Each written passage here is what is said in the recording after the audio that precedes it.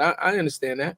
I mean, and before we get too deep, They what invest in you. You got to. Yeah.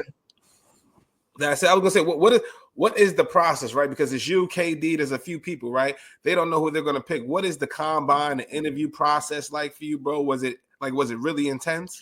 So you actually go visit those teams. Like for me, because I was going to be, the number 1 or number 2 pick, depending on what Portland was going to do. So I visited Portland and did a workout with them, and then I also visited Seattle, but I didn't do a workout because it was like, y'all gonna pick me if Portland don't pick me anyway. So, I just, that's kind of what my agent told me to do, and I went with the flow. But that's smart because I go in there. It's actually funny.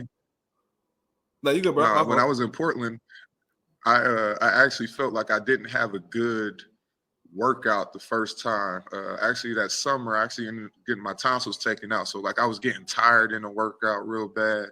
And Paul Allen, who was the owner, the guy from Microsoft, he had his house in Seattle. So when I went up to go visit Seattle, I actually had another private workout at his house. The coaches came up from Portland, and I think that one I did a lot better, and they drafted. Shit, me said the Paul Allen in.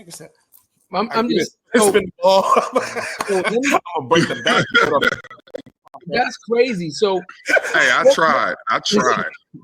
So the workout. So for anybody that don't know, like the workout, is that a combination of them just seeing where you are physically, like a workout session, and then putting you on the court and seeing how you interact with, like, what is the workout? Is it with the team?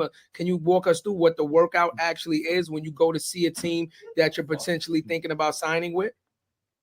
So, like, for me, when I was a free agent, I worked out for like Dallas and a couple of teams. They bring in a bunch of people in, and it's kind of like just a summer practice. They're doing workouts, but they're trying to do everything to wear you out.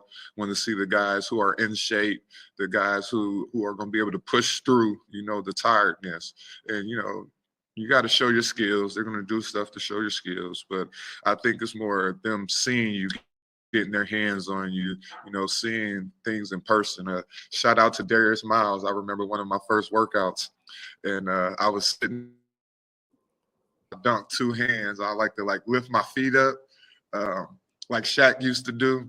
And I remember I heard him on the phone. He was like, "Oh shit, this boy Gio's a shitter. He's a shitter." I was like, "What? I'm a what?" He was like, "Yeah." When he dunked the basketball, he go. I was like, "What?" Hell no. No. Oh, what is that? What is that? Fucking dog buying a shitter. Hey, a shitter. So every time I dunk the basketball, I lift my feet up like I'm sitting on the toilet. I was like, "What?"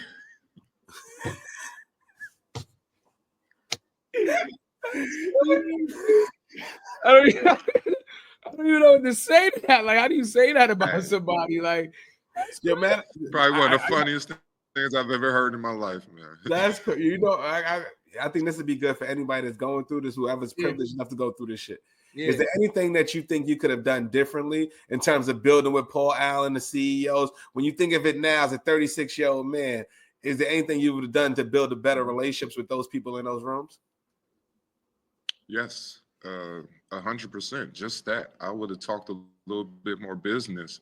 I would have paid attention in a lot of those meetings, or paid more attention, followed up, asked questions, did internships at Nike, found out things that I had interest in, and actually did that while my name was hot, while I was still an NBA player. I think I could have handled a lot of things differently. I mean, my life was a little up and down during my playing career because of all the injuries and just being on meds all the time, and just not feeling like I was doing what they brought me to do here, that I kind of shied away from a lot of that and tried to just disappear because, I felt like I wasn't able to perform on the court, which is why y'all brought me here.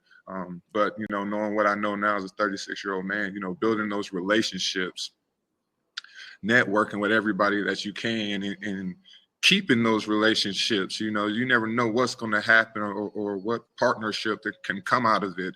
And that's something that I'm trying to do better now, and just trying to let a lot of these young kids know, you know, when you walk into a room or you walk into practice and you see these guys just sitting on the sidelines, go introduce yourself, go shake his hand, go talk to the donors there in school, make sure, you know, they can call you and have access to you, and make sure you're asking them questions, you know, and make sure you're talking to the right, you know, if you got interest in, you know, shoes, you know, we not talking to the coworker or the guy that's doing steel. We're gonna talk to the guy that's in shoes, and you're gonna have access to that. You know, they're gonna want to come to practice